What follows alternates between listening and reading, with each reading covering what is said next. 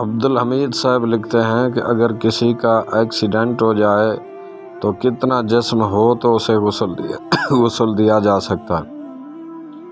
بسم اللہ الرحمن الرحیم۔ الجواب بعون الملک الوہاب، اللہم ہدایت الحق والصواب۔ اگر آدھے سے زیادہ بدن ہے تو غسل و کفن دیا جائے گا، اور اگر آدھا ہے ساتھ سر بھی اس کے ساتھ ہے تو بھی غسل و کفن دیا جائے گا۔ اگر آدھا یا اس سے کم ہو تو غسل و کفن اور نماز جنازہ کچھ نہیں، بلکہ اسے ایک کپڑے میں لپیٹ کر دفن کر دیا جائے۔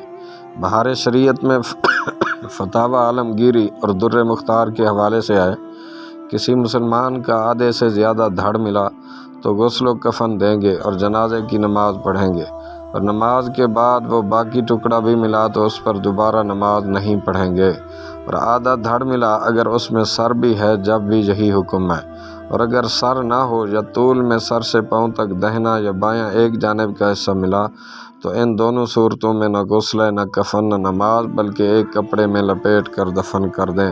بہار شریعت حصہ 4، میت نہلانے کا بیان۔ واللہ اعلم عز وجل ورسولہ عالم، صلی اللہ علیہ وآلہ وسلم۔